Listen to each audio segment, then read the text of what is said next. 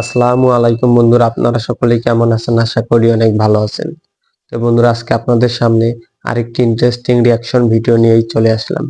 তো বন্ধুরা, আজকে আমরা যে ভিডিওটিতে রিয়াক্ট করব, এই ভিডিওটির টপিক হচ্ছে ভণ্ড ভক্তার চুলকানি, সেরা নিউ ফানি ভিডিও 2025। কি বন্ধুরা, দেখলেন তো ভিডিওর টাইটেলটি কত মজাদার? তাহলে ভিডিওটি কত মজাদার হতে পারে তা না দেখলে বুঝতে পারবো না। তো চলুন আজকে আমরা এই ভিডিওটিতেই দেখে নেই।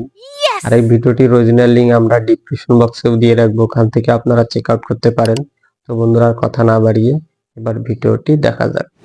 টানা 3 ঘন্টা ঘাস খাইলো বাজান রে, ছাগলটার দিকে চাইয়া দেখি বাজান রে, অনেক সুন্দর তো সুর। ছাগলের বাচ্চার পেটা টিমটিমা। আরে তখন ঠিক কিনা হেই মিয়া কি ঠিক এটা কোন ওয়াজ হইলো? আইরা করে ওয়াজ করুন আর বালা বালা বক্তা দুর্নাম করুন, এলে তো অনেক মাহফিলে লোক হয় না। ওরে দর্শক ভাইয়েরা, আমি একটা জিগির ধরবো বাজান রে, আমার সাথে সাথে আপনারাও জিগিরটা ধরবেন। দেশে আইলো আইডল বক্তা, আঙ্গর যত মাথা ব্যথা। দেশে আইলো আইডল বক্তা, আঙ্গর যত মাথা ব্যথা। তার মাহফিলে 20 লাখ মানুষ, আঙ্গর মাহফিলে নাইকা। তার মাহফিলে 20 লাখ মানুষ, আঙ্গর মাহফিলে নাইকা।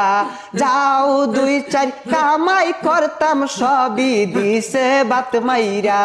দেশে আইলো ভাইরাল বক্তা, আঙ্গর যত মাথা ব্যথা।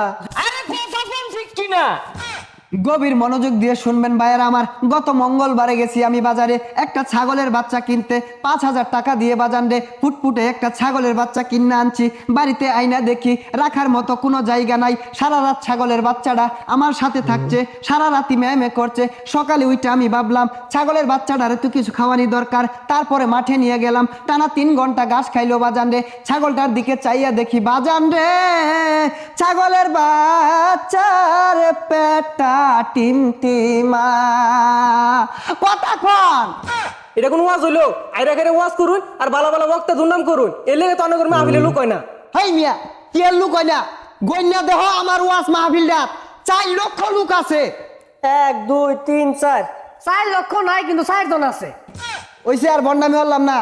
এখন বয়ান পেশ করিবেন আমার চেয়ে বড় বন্ড, শয়তানের বন্ধু, সারা গায়ে চুলকানি, মাথার ভিতর খাওজানি, মঞ্চে উঠটা চিক্কুর পারুনি, গিবদের শিরোমণি, কুতুবে শয়তানি, বিশিষ্ট চিৎকার বক্তা জনাব মোহাম্মদ কেচারু ইবলিসি ফ্রম উগান্ডা।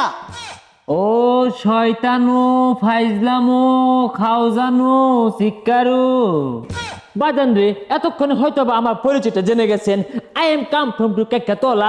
দীর্ঘদিন যাবত এই বাংলার জমিনে আমি ওয়াজ করতেছি, ওয়াজ করে ভালো টাকা পয়সা ইনকাম করতেছি, ভালো মন্দ খাওয়ার সুযোগ হয়েছিল। হঠাৎ করে কি যে হলো, এই বাংলার জমিনে হঠাৎ করে বিদেশ থেকে আরেক ভাইরাল বক্তা এসে আমাদের বাত মেরে দিল। এই মিয়া ভালো মতো ওয়াজ করুন, মানুষের কি জ্ঞান কে লেগিয়া এর লাগে তো অনেক মাহফিলে লোক হয় না। বন্ডামি করুন দেখেই তো মানুষ আন্না করে বন্ড কার মাহফিলে লোক বেশি হইলো, কারণ কি হইলো, এগুলো বাদ দিয়ে ভালো মতন ওয়াজ করুন, আন্না করে মাহফিলে লোক হইব।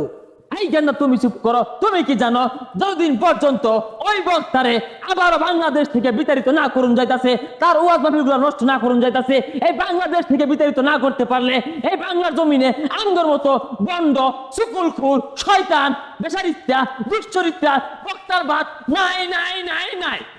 আরে কথা ঠিক কিনা বাজান রে? শুধু তাই না, এই সকল ভালো বক্তারা এতটাই জনপ্রিয়তা অর্জন করেছে, তারা চাইলে এই বাংলাদেশের প্রধানমন্ত্রী হতে পারে, তারা চাইলে এই বাংলাদেশের স্বরাষ্ট্রমন্ত্রী হতে পারে। তার বয়ে কিন্তু অনেক রাজনৈতিক দল কিন্তু মহাবিপদে, যার ফলে ওই সব দলের সাথে আমাদের একটা হাতে হাত রেখে কাঁধে কাঁধ রেখে আমরা একতাবদ্ধ হয়েছি ওই সকল ভালো বক্তাদেরকে এই বাংলার জমিন থেকে প্রতারিত বিতাড়িত হটাইয়া তাড়াইয়া তারপরে আমরা আঙ্গুল ভণ্ডামি কায়েম করবো। ঠিক কিনা? বক্তা লাভ ধরছে, এরা তো আসলে অরিজিনাল শয়তান। ভাইয়েরা আমার কথাগুলো গভীর মনোযোগ দিয়ে খেয়াল করে শুনবেন। এই সকল ভালো মানের বক্তাদের যদি আমরা ক্ষতি না করতে পারি, এদের যদি আমরা নষ্ট না করতে পারি, এদেরকে যদি বাংলাদেশ থেকে বিতাড়িত না করতে পারি, আগামী বাংলাদেশ হবে সঠিক ইসলামের বাংলাদেশ, আগামী বাংলাদেশ হবে মুসলমানদের বাংলাদেশ। তো সেই বাংলাদেশে আমাদের মতো বন্ড মাজার পূজারি এদের কোনো খাওয়া থাকবে না। আমরা যারা বন্ড উলামায়ে কেরাম আছি, আগামী বাংলাদেশ যদি আমরা বন্ড বাংলাদেশ না করতে পারি, তাহলে মাজারে গেলে হুকনা পাওয়া যেত না, মাজারে গেলে নাচাগানা পাওয়া যেত না, মাজারে গেলে ডুয়ের বাড়ি পাওয়া যেত না, মাজারে গেলে সিন্নি খিচুড়ি পাওয়া যেত না। তখন কিন্তু আমরা নাকে পিঠা লাগিয়ে মরবা। বন্ড রাজনীতিবিদ যারা আছেন তাদেরকে আমি একটা ইম্পর্টেন্ট মেসেজ ড্রপ করতে চাই। আসেন আমরা হাতে হাত রেখে কাঁধে কাঁধ মিলিয়ে আগামীর বাংলাদেশ গড়ে তুলবো, বন্ডদের বাংলাদেশ। আগামী বাংলাদেশ হবে চোর চুটার বাংলাদেশ, আগামীর বাংলাদেশ হবে নিশাখুরদের বাংলাদেশ, আগামীর বাংলাদেশ হবে সুবিধাবাদী ওয়াজে মাহফিল, ওয়াজে সুলকানি, ওয়াজে খাওদানির বাংলাদেশ। এ তোর ভণ্ডামি লাগাই মুসলমানের দ্বন্দ্ব।